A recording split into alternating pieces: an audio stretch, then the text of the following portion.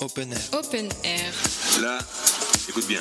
Là, t'as un petit micro qui envoie des questions vers l'extérieur. Quel est le con qui a dit go? De l'extérieur, on te répond et les réponses arrivent par là. Open Air. Bon, on y va. Allons-y. Open Air. Open Air. Salut, midi pile, bienvenue sur So Good Radio, c'est la rentrée, la vraie rentrée, même pour nous, on était partis en vacances un peu chaudes, c'est un peu brûlé partout, c'est pas cool, et on est de retour à Marseille où il fait très très chaud, on est à vous dire vrai dans un espèce de bocal un peu enfermé, on n'a bien évidemment pas la clim et il fait très très bon chez nous. On se retrouve chez West Weekend où d'ailleurs un grand merci à Maxime Ducolombier, un ch'ti marseillais qui est venu se perdre ici et qui essaie de sauver les océans et qui nous accueille sur place, merci à lui. Tous les jours, c'est un peu une nouveauté, ça s'appelle Open Air. On va se retrouver toute cette semaine sauf mercredi et donc moi votre serviteur Loïc Vical va recevoir les podcasteurs, ceux qui parlent, ceux qui racontent, ceux qui font un peu comme nous, mais c'est génial qu'on soit ensemble, on est là pour les promouvoir parce qu'il faut de tous et on a besoin de tout le monde pour changer ce monde. Donc merci à eux d'être là. Le principe est assez simple, on a deux podcasteurs autour de la table, on va avoir aujourd'hui Delphine Darmon et ensuite Marc Mortelmans et qui vont eux-mêmes avoir une invitée, en l'occurrence Nelly Ponce pour son livre Océan Plastique, qui sera là en deuxième partie d'émission. On distribue les verres d'eau parce qu'en fait il fait hyper chaud ici, on a eu un petit moment de stress de la rentrée et un grand merci à Thomas qui nous a géré ça de main de maître pendant tout le week-end. Voilà, on va faire la petite virgule. Open Air. Open Air. Alors, on reçoit deux podcasteurs. Alors attention, ils sont magiques. Alors on va par galanterie commencer par Delphine. C'est Marc qui l'a proposé. Et donc on débute avec Delphine Darmon et son podcast Demain n'attend pas. La baseline c'est inspiré pour un monde meilleur. C'est ça, c'est marrant, ça ressemble un peu à du So. On aurait presque pu appeler ton podcast So Good. Presque. Pour tout dire, il a failli s'appeler So Good to Hear. Et quand j'ai vu que vous arriviez, on a changé de nom. Ah bah écoute, t'aurais dû nous prévenir. En tout cas, l'esprit était là. On est bien en ligne. Alors, un truc de ouf. Moi, j'ai regardé ton parcours.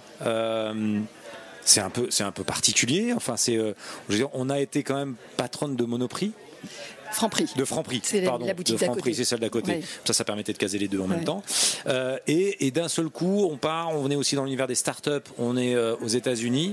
Et là, tu te dis, tiens, il faut que j'écrive un truc pour le monde meilleur. C'est quoi le shift? C'est à quel moment? Qu'est-ce qui se passe? Raconte-nous. Alors, ouais, j'étais vraiment partie grande distrib. Franprix et avant ça, la Fnac. Donc vraiment, tu vois, sans te poser de questions sur l'autoroute. Et puis, on est parti aux États-Unis. Ça a été une grande aventure familiale. Et là, gros changement de mindset, création d'une start-up avec du baobab, une boisson au baobab, et puis je suis rentrée dans un univers... Boisson au baobab. Qui a bu du baobab autour de cette table déjà? Ah punaise, Marc vient de répondre qu'il avait bu du baobab, ce qui est assez rare, je pense. Le fruit du baobab s'appelle le pain de singe. Ok, on a l'impression. C'est vrai. Okay, c'est vrai. Arbre mythique s'il en est, et fruit exceptionnel. D'accord. Et en même temps, pour moi, ça a été une ouverture à la fois à l'entrepreneuriat for good, food for good, et puis un chemin sur lequel il n'y a pas de retour en arrière, où tu te dis ce que je veux faire quelque chose qui a du sens. Et je veux m'entourer des personnes qui sont acteurs d'un monde meilleur. J'ai fait ça pendant 3 ans aux États-Unis, et puis après on est rentré. Et en rentrant, je voulais aller à la rencontre de ces personnes-là en France, et j'ai lancé Demain n'attend pas, qui définitivement ne s'appelle pas So Good, mais qui est devenu ami avec So Good assez vite. Totalement. Et c'est sorti il y a 9 mois maintenant, en novembre dernier. J'ai interviewé des acteurs de toute forme d'impact, donc ça va de l'environnement à la santé, en passant par l'éducation, des sujets plus sociaux, voilà. Fondateur d'ONG, entreprises à mission, artistes activistes. J'ai vu que tu étais aussi mentor à Station F sur certaines startups. Pas mal de choses à côté. C'est ça. Start-up d'impact autant que possible, et d'alimentation à impact, de transition alimentaire si possible. C'est l'occasion, parce que là on a à peu près entre 1 million et 1,5 million de personnes qui nous écoutent. J'ai la pression. Voilà, grand moment. Petit coup de pub, c'est quoi ton actualité de la rentrée? C'est quoi, comment on peut t'aider, comment on peut s'aider? C'est quoi Alors mon actualité de la rentrée, et alors là c'est en scoop parce que c'est pas encore complètement sur des rails, c'est de travailler sur du poisson sans poisson à base de spiruline. Wow. à côté de. On connaissait le steak sans viande, et là on est sur le poisson 100%. Ouais. Ah ouais, chaud. Ouais, c'est quoi, c'est une start-up? C'est quoi? C'est une start-up. Sur lequel tu te lances à titre personnel ou c'est non? une start-up que je compte bien accompagner, qui est en cours de lancement et qui, j'espère, va apporter sa petite graine pour participer à. Faut qu'on parle. Alors c'est cool en plus de faire ça, et on est à Marseille, donc c'est génial. Ouais. Et ben, je suis super excitée. Et ben, nous aussi, tiens-nous au courant. Merci encore d'être là. Marc, Yves. Alors Yves. Marc, Paul, enfin non, parce qu'on a eu une blague sur les prénoms, comme on est tous les deux apparemment très forts sur la mémoire des prénoms, mais il faut savoir qu'on a des badges, donc c'est plutôt assez sympathique pour se rappeler. Marc, si je te parle de plaque d'égout, pour commencer à dire comment est-ce qu'on fait un podcast sur de Baleine sous gravillon, qui est quand même un gros succès, et pourquoi on parlerait de plaque d'égout? Alors moi j'adore tout ce que je comprends pas, et là tu m'offres une excellente occasion d'adorer. Je vois pas du tout pourquoi tu parles d'égout, mais à la Georges Marchais, je peux rebondir dessus. Ça m'intéresse beaucoup. Il se trouve que mon papa, alors ça va nous entraîner très très loin, mais mon papa a travaillé à Pont-à-Mousson SA, qui est cette entreprise immense de 10 km de long où on fabrique des tuyaux et donc les plaques d'égout qui équipent la plupart des villes de France et d'Europe. Comme quoi, il y en a qui préparent les émissions quand même. Pas mais ça, et donc je vois pas pourquoi tu me parles d'égout. Tu peux rebondir sur tout. Vas-y, c'est ça. Mais voilà. Après le fruit du baobab, on est sur les plaques d'égout. Mais je te demande pourquoi du coup c'était pour se dire, c'était plutôt moi qui me demandais, parce que je pouvais parler de hockey sur glace aussi, mais je me suis dit comment est-ce qu'on en arrive à faire ce podcast que tu fais. T'as mis le doigt sur un petit moment, sur un petit endroit mais c'est pour lancer, pour se dire à un moment, finalement c'est quoi Baleine sous gravillon? Parle-nous, fais-nous la promo de cette. Alors Baleine sous gravillon est né en mai 2021. C'est un bébé, si j'ose dire, du confinement. 2020. Comment? 2020. Premier confinement. De 2020, oui, merci. Ouais. Oui, c'est vrai, merci de me corriger. Il y en a qui suivent, merci Nelly. Merci. Oui, voilà, donc j'ai lancé ça pendant le confinement. Je pense qu'il y a pas mal de podcasts qui sont nés, des vocations qui se sont créées pendant ce confinement. Enfin bref. So Good est né pendant ce confinement aussi, d'ailleurs, pour information. En plein milieu du truc qu'on n'a pas fait exprès. De malheur. D'ailleurs, fait quoi que ce soit exprès. C'est vrai. Ouais. Alors juste voilà, donc Baleine sous gravillon parle d'animaux, raconte en priorité tous ces êtres dont on parle soit peu, soit qui sont un peu méprisés. J'aime bien faire des choses sur les araignées, sur les serpents. Alors de temps en temps, je paye mon écho un peu je ne sais pas comment dire. On n'attrape pas les mouches avec du vinaigre, comme tu le sais, Loïc. Et donc j'invite des gens comme François Sarano pour parler des cachalots, etc. Ou des gens comme Nelly pour parler du plastique. Toi, tu es l'exemple type, Nelly, des gens qu'on aime inviter, mais sur des sujets qui plombent. On va voir ça dans un instant. Et en même temps, chez So Good, on essaie de voir le monde meilleur, les solution makers, les gens qui amènent des solutions. C'est vrai. Et je pense que, mais il y a, moi pour en avoir écouté un ou deux ou parcouru un ou deux, il y a des gens qui effectivement, au-delà du fait qu'il y a une situation grave, et effectivement, c'est la réalité. Mais il y a des gens qui travaillent pour justement protéger ça, et t'en parles. Non, mais tu as très raison, Loïc. Moi, j'ai invité par exemple Laure Noila, qui est Bridget Kyoto, qui aura toute sa place ici. D'ailleurs, j'espère qu'elle va passer. C'est la grande copine de ton copain Cyril Dion, d'ailleurs. Ils ont réalisé des docs ensemble, après-demain récemment, avec Cyril. Enfin bref, tout ça pour dire que Laure, je me souviens, je l'avais reprise dans l'émission où je l'ai invitée chez moi, parce qu'elle était très pessimiste, elle est très collapso, Laure. Et donc, il en faut des fois. J'ai été un peu comme toi, Loïc, tu vois, sans te connaître. Je lui ai dit, mais comment tu veux entraîner des gens avec toi si tout est déjà fait? C'est de là qu'est né So Good aussi, d'ailleurs, et de vos podcasts finalement. C'est qu'à un moment, on s'est dit, effectivement, les trains qui n'arrivent pas à l'heure, vaut mieux qu'on essaie de se concentrer là-dessus. Et donc, c'est quoi ton actualité de la rentrée? Alors, mon actualité de la rentrée, c'est que je lance 3 petits frères aux côtés de Baleine sous gravillon. Excellent. Je fais un bourreau de travail, un staccano du podcast. Et donc je lance Combat, qui invite justement les défenseurs de la nature. D'accord. Donc là, mon premier invité, c'était Roger Lahana, qui est le fondateur de No Corrida, qui peut paraître anecdotique, mais qui ne l'est pas, parce que la corrida, c'est juste poser en spectacle la torture d'un animal. Et ça, aujourd'hui, ça paraît inconcevable. Et donc voilà, ce sont des gens qui se battent pour abolir la corrida. Et mon deuxième invité sera Christine Grandjean, la fondatrice de Cétacés, qui essaye pareil de libérer tous les cétacés de tous ces delphinariums où ils sont des pompes afriques dans des petits bassins chlorés, comme tu le sais. Voilà, et donc les deux autres que je lance, c'est Nomen, qui raconte l'étymologie, parce que je suis un fan d'étymologie, comme tu le constateras peut-être, qui raconte les noms d'animaux et d'arbres. Donc d'où vient même un nom aussi bête que renard a une histoire absolument fantastique. Le renard devrait s'appeler Goupil, toujours aujourd'hui en France. Il s'appelle Renard grâce au succès du roman de Renard au Moyen-Âge, qui a fait que il a eu ce succès. Et mon dernier podcast, je fais vite, c'est Petit Poisson deviendra podcast, où avec un complice très connu, Bill François, l'auteur de L'éloquence de la sardine et le grand gagnant du Grand Oral de France 2 en 2019, on lance Petit Poisson deviendra podcast, où on raconte les poissons, les créatures de l'eau, des océans aquatiques en général. Excellent. Pardonne-moi, Loïc, j'étais un peu long. Mais je t'en prie, non, mais parce qu'il y a grosse actualité surtout, et donc tu as bossé toutes les vacances en fait. Mais comme un âne. Mais comme un âne. Ce qui est le cas de le dire. Un âne au Congrès mondial de la nature, c'est pas mal. Pour faire la transition, on a un petit jingle que vous allez adorer et que vous allez regarder, puisque Open Air, pour information, c'est ici, aujourd'hui, au Congrès mondial de la nature, sur une idée au départ de Alice Pouillet chez nous, qui s'est dit, mais et si on invitait tous ces podcasteurs qui sont extraordinaires à parler? Et c'est une superbe initiative, et on va continuer à le faire au-delà du Congrès mondial de la nature. Donc vous êtes podcasteur, vous parlez d'un monde meilleur, vous avez envie, et ben vous serez invité avec grand plaisir chez nous. Open Air. Open Air.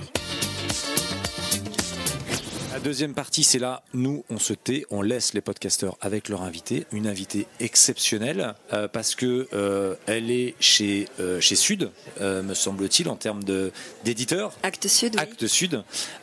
Et elle a sorti un livre qui s'appelle Océan Plastique, dont nous allons parler, parce qu'en plus, aujourd'hui, c'est une journée un peu spéciale, puisqu'on parle beaucoup chez West Weekend, justement, de l'enjeu du plastique et des océans. Et à Marseille, c'est encore plus important. Donc la parole à Delphine et à Marc pour torturer Nelly. Tu as 15 minutes. Nelly, je te promets, je ne vais pas te torturer. Je vais commencer par te poser des questions assez générales, mais pour qu'on soit tous bien au fait de ce qui se passe dans l'océan. Est-ce que tu peux nous rappeler le rôle de l'océan, tu vois, en termes de le rôle sur, évidemment, le réchauffement climatique et son rôle fondamental dans l'environnement? Mais en fait, il peut tenir en une phrase, mais je développerai. La première phrase, c'est qu'on lui doit tout simplement notre survie. Pourquoi ? Parce que l'océan, c'est toute l'eau. Toute l'eau de la Terre provient de là. Le cycle de l'eau démarre au-dessus de l'océan quand même, il faut le savoir. C'est 50% de l'oxygène qu'on respire. Donc si je respire, on va imaginer, je respire une fois, je le dois aux plantes et à la forêt. Je respire une deuxième fois, je le dois à l'océan. C'est aussi un puits de carbone, c'est un régulateur de notre climat. Il absorbe 30% des émissions de CO2 qui sont liées à nos activités et plus de 90% de la chaleur qui est aussi liée à nos activités. Donc sans lui, le monde crame, tout simplement. Alors dis-moi Nelly, aujourd'hui avec l'augmentation des émissions de CO2, qu'est-ce qui se passe pour l'océan ? Alors c'est une partie que je connais un petit peu moins, mais c'est tout ce qu'on appelle l'acidification des océans. En fait, tout ce que je viens de raconter, tous ces services écosystémiques, c'est comme ça qu'aujourd'hui on aime bien appeler parfois ce que nous rendent comme service les vivants, ont un coût. Et ce coût, c'est la biosphère qui le paye. C'est-à-dire que ce service, il n'est pas magique, évidemment. Et aujourd'hui, en plus, il est mis à mal par justement toutes ces activités. Et donc, on a des disparitions de coraux, par exemple, en chaîne. On a des phytoplanctons qui sont impactés et qui impactent, en plus, du coup, sa capacité à maintenir cette pompe océanique. Donc on voit bien le rôle de régulateur et comment est-ce que ce rôle est mis à mal avec un effet qui s'accroît au fur et à mesure du temps. Ton travail sur les 3 dernières années qui a abouti à cet ouvrage, Océan Plastique, publié en 2020. Ton travail s'est concentré sur la pollution plastique. Est-ce que tu peux nous en parler et nous remettre aussi quelques données fondamentales sur la quantité de plastique qui arrive à l'océan et l'impact que ça peut avoir pour notre santé et puis pour l'environnement océanique? Parmi les attaques que subit l'océan, on a effectivement la pollution plastique qui n'est évidemment pas la seule, mais je la trouve très emblématique parce qu'elle nous parle de nous. On n'a qu'à regarder autour de nous et on voit très bien ce qui se passe. Donc en termes d'apport à la mer, on est entre 8 et 15 millions de tonnes par an qui pénètrent les océans. Tous les chiffres que l'on a sont des modélisations qui sont à prendre avec des pincettes, mais ça donne des ordres de grandeur qui sont quand même, qui nous aident à comprendre un petit peu le phénomène. Pour sortir un tout petit peu des chiffres, ce que j'ai envie de dire, c'est partout où on cherche du plastique, on en trouve. Voilà, c'est assez simple. La fonte des glaces de l'Arctique à la pluie sur le sommet des montagnes, les entrailles des mini-crustacés que Marc se fera un régal de rappeler le nom que j'oublie tout le temps, au fin fond des fosses les plus profondes des océans comme la fosse des Mariannes. Partout, on trouve du plastique. Et pour vous donner un ordre d'idée, on a plus de particules de plastique qui flottent à la surface des océans que ce que notre galaxie compte d'étoiles. Ça, c'est une métaphore forte quand même, ce que tu viens de nous dire là. Marc, Oui, je levais le doigt de manière extrêmement scolaire. Oui, pour dire qu'il y a un autre gros chiffre dont il me semble on avait parlé dans l'émission qu'on avait faite avec toi dans Baleine, c'est qu'il y a eu plus de plastique que de poissons dans l'océan. Alors ça, c'est une image qui a été donnée par la Fondation Ellen MacArthur. Les scientifiques sont toujours frileux avec ce genre d'image, mais effectivement, quand on regarde en nombre, puisqu'on le sait aujourd'hui, le plastique se fragmente en micro et en nanoparticules, donc en nombre, on arrive à des quantités qui sont phénoménales, et donc on n'a pas de mal quand même à dire qu'il peut y avoir plus de plastique que de poissons. Je fais un petit clin d'œil parce que notre dernière émission sera enregistrée sur le bateau 7e continent à la fin de la semaine, et donc effectivement Super. un petit clin d'œil là-dessus. Marc, à toi. Oui, Nelly, alors tu as très bien rappelé l'importance vitale de l'océan que j'essaye aussi de rappeler dans mes émissions avec d'autres invités.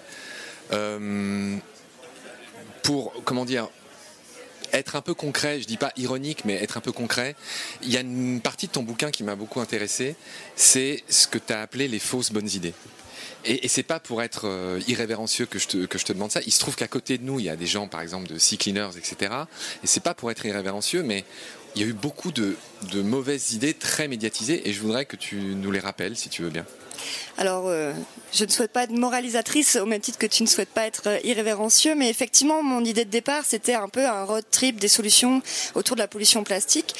Voilà, ça se fait, c'est à la mode, c'est positif, on aime ça, sauf qu'en fait, je me suis rendu compte assez vite que ça fonctionnait pas. C'est-à-dire qu'on a beaucoup de fausses bonnes idées. Pourquoi ? Parce qu'on a plein d'individus qui ont pris conscience du problème aujourd'hui et qui partent tous azimuts dans la création de start-up, d'associations, etc. Sauf que la science n'a pas fini de nous expliquer quel est le problème avec cette pollution et quel est le problème avec l'origine de cette pollution. Donc, on a eu d'abord envie de nettoyer les océans, par exemple. Fausses bonnes idées. Pourquoi ? Parce qu'on se rend compte qu'on ne pourra tout simplement pas nettoyer les océans.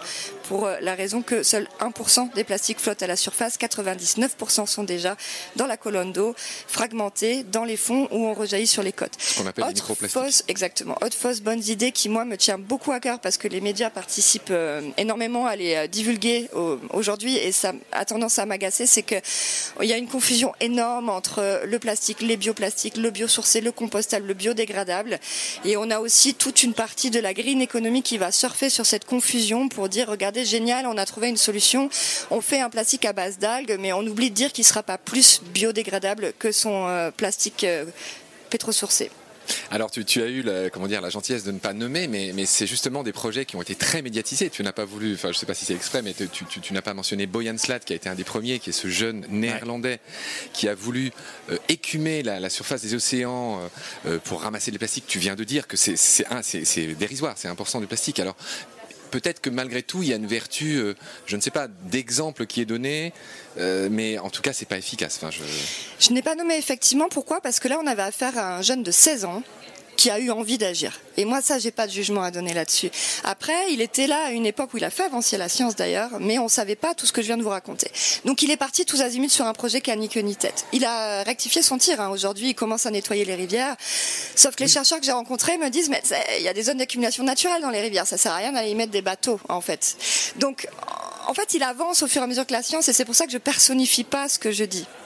En fait, tu viens de rappeler quelque chose qui est peut-être pas évident pour ceux qui nous écoutent, c'est que le meilleur moyen de rectifier le tir, c'est de beaucoup moins produire de plastique, et aussi de le récupérer à l'embouchure des fleuves avant qu'il arrive dans la mer. Enfin, ça paraît évident, mais Oui, voire même à la sortie de nos rues et de nos poubelles. On peut aller beaucoup plus en amont, et il faut aller beaucoup plus en amont. Alors, moi, je reviendrai bien sur ces aspects-là, qui sont vraiment directement liés avec aux entreprises qui produisent. Beaucoup de sachets individuels, un usage de plastique non recyclable, de suremballage. Qu'est-ce qui est fait aujourd'hui d'un point de vue réglementaire, d'un point de vue lobbying, pour réduire cette production de plastique en amont ? Alors, en France, on n'est pas si mal lotis, et en Europe, on est quand même parmi ceux qui faisons le plus, même si c'est évidemment toujours pas suffisant, mais on a des lois qui commencent à arriver sur les plastiques à usage unique. Les pailles, par exemple, sont interdites depuis le 1er janvier dernier. Moi, perso, on m'en sert de partout, dans les cafés, je sais pas vous. Les assiettes en plastique, les couverts, etc., pour les pique-niques sont interdits. Bon, ils ont simplement écrit réutilisables sur les paquets. On les trouve toujours dans les supermarchés. Donc les ONG n'ont de cesse de se battre, de continuer à se battre. Pourquoi ? Parce que parfois, la réglementation ne suffit pas. On est face à des problèmes systémiques qu'on aborde avec des solutions linéaires. Et tant qu'on n'arrive pas à aller sur des visions systémiques des solutions, je pense qu'on n'ira pas loin. Moi, j'ai envie de dire aussi que ça passe avant tout par chacun de nous. Parce que c'est bien beau de faire des grands discours sur ce qu'il faudrait faire, sur qui est coupable, mais ça passe par chacun de nous. C'est-à-dire de ce que tu manges, ce que tu mets dans ton assiette, ce que tu achètes. On a un pouvoir d'action qui est énorme. Ce qui m'agace en revanche, c'est qu'évidemment le discours de l'individu qui peut agir, il sert aussi le politique et l'industriel qui vont nous dire mais on n'a pas de problème avec le plastique, c'est juste que les gens sont sales. Moi, j'ai envie de dire oui, on a tous notre part à prendre. Évidemment que l'individu peut faire énormément sur ce sujet, d'autant que c'est quand même lui qui élit les politiques et qui soutient économiquement les entreprises. Voilà, juste ne culpabilisons pas toujours le citoyen. Il a un énorme pouvoir d'agir. Pardon, excuse-moi de te couper. Je veux pas le culpabiliser. Je veux le responsabiliser. Enfin, je nous encourage tous à faire un geste. C'est pas se culpabiliser. C'est juste se mettre un petit coup de pied au cul personnel et se dire, bien sûr que j'ai mon rôle à jouer. En termes de pollution plastique, on a un rôle énorme en plus parce qu'en termes d'usage unique, on est quand même les premiers consommateurs.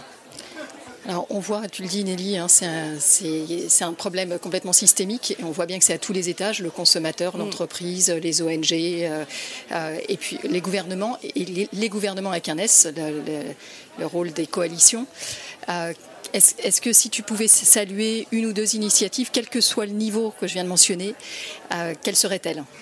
Alors, sur la fin de l'usage unique, c'est vraiment fondamental. Donc, on a commencé à prendre des mesures. Plus de 50% de la production mondiale de plastique est liée à l'emballage et à l'usage unique. Donc, tout ce qui va aller dans ce sens, on est quand même sur la moitié des volumes. On parle de près de 400 millions de tonnes par an qui sont produites dans le monde. Donc là, on a un impact qui est direct, immédiat et essentiel. Là, ça a été abordé dans la conférence pour rebondir sur le Congrès mondial de la nature qui a eu lieu juste avant. On a un vrai problème avec nos vêtements et j'aime pas trop faire des clins d'œil mais bon, la France est quand même pilote dans sa loi que Brune Poirson a beaucoup travaillé. Il y a une nécessité de mettre des filtres sur les machines à laver et on est les seuls au monde à proposer ça aujourd'hui. Près d'un tiers des plastiques, des microplastiques qu'on retrouve dans les océans sont issus de nos vêtements. Donc là, on est dans des choses qui sont loin d'être mises en œuvre dans la pratique et qui sont encore discutables, mais qui sont quand même des avancées à souligner. C'est bien de mettre en avant des solutions parce qu'il y en a en fait. Juste pour sortir de ça, effectivement, c'est ça, je pense, qui est aussi important. Et juste pour rebondir, parce que c'est un peu le sujet de So Good, c'est il y a des gens qui se trompent effectivement, qui ont peut-être pris des initiatives et qui se sont trompés, mais juste de prendre une initiative est déjà extrêmement intéressante parce qu'elle permet à d'autres d'avancer. Et c'est effectivement aussi dans l'échec qu'on apprend et qu'on se rend compte qu'effectivement on a fait peut-être le mauvais chemin et d'aller vers une autre direction. C'est pour ça que je suis gênée par ce discours et j'ai pas envie d'être moralisatrice. De toute façon, en termes, Boyan Slat a fait un travail de sensibilisation qui est énorme. Il y a eu l'avant et l'après en termes de com sur le sujet. Et oui, et on n'a pas cité les autres. Enfin, ici, il y a Sea Cleaners. Yvan Bourgnon, Sea Cleaners. C'est pareil, c'est du même tonneau, si j'ose dire, du point de vue de l'efficacité. Alors pas complètement parce qu'il a assez rapidement vu qu'il n'allait pas aller en haute mer et qu'il se centrait sur des estuaires. Il y a des catastrophes naturelles, on l'a vu avec le tsunami en 2011 où il y a un nombre de déchets phénoménal qui partent à la mer. Il me semble que Sea Cleaners a commencé à parler un petit peu de ça et là ça devient intéressant. D'accord. Et, juste pour dire les autres. Alors il y a Plastic Odyssée, Simon Bernard. Là on n'est pas tout à fait dans le même registre. Lui il est dans vraiment un tour du monde de la low-tech du plastique. Il y a des échanges qui seront faits avec la population. On est encore sur un autre registre. On n'est pas sur du nettoyage, même s'il va faire avancer son bateau grâce à des techniques de pyrolyse de plastique ramassé dans les océans. Alors je vais poser ma dernière question irrévérencieuse. On est au congrès mondial de l'UICN, donc entre guillemets de la biodiversité à Marseille. C'est très bien, c'est vraiment une grand-messe, tout simplement. Et qu'est-ce que tu penses de ce genre d'initiative ? Tu me fais un grand sourire, c'est dommage, les auditeurs, ils ne le voient pas. Je pense que ça fait 40 ans qu'on fait des grands-messes, 40 ans qu'on sait tout et que ça avance pas assez vite. Je pense aussi, et là je titille à nouveau les journalistes, que ça fait 40 ans qu'on dit que c'est des grands-messes et que ça sert à rien. Moi je crois qu'encore une fois la réalité elle est entre les deux. C'est-à-dire que si on regarde les avancées politiques, non, clairement, on n'y est pas. On est dans de la com pure, on se place... Non, je termine Marc. Je ne fais que lever le doigt. Par contre, ce que je peux témoigner, c'est qu'on a un rassemblement de la société civile. C'est la première fois que le Congrès mondial de la nature est ouvert au grand public. Je peux témoigner que dans les réseaux, tout le monde se réunit, se rassemble. Il y a des projets qui naissent, il y a des échanges de fonds qui se font. On a vu avec le Covid, on a besoin d'être les uns avec les autres. Et je pense que ces lieux sont quand même importants pour ça. Parce que moi, je vois plein de gens avec des t-shirts Sea Shepherd que j'ai aussi invités dans l'émission. Et c'est vrai, il y a des gens qui ont vraiment fait avancer la cause, je dirais. Sea Shepherd fait partie de ces gens-là. Le sanctuaire dans l'Antarctique de baleiniers, on leur doit quasiment à leur petite main nue, si j'ose dire. Donc bref, et ces gens-là sont pas ici. Je peux en citer un autre, Survival International, qui travaille avec les peuples autochtones, fait une espèce de contre-congrès parallèle, parce qu'on a un vrai problème avec les réserves naturelles où on exclut l'humain, un humain qui lui n'est absolument pas à l'origine des problématiques environnementales que l'on a aujourd'hui. Et l'autre chose sur laquelle je voulais t'entendre, c'est on a vu Macron venir inaugurer en grande pompe cette grand-messe, pour reprendre l'expression, et là c'est pareil, ça m'a fait sourire, pour le dire poliment. Parce que ce gouvernement, ce président ne font rien pour l'écologie.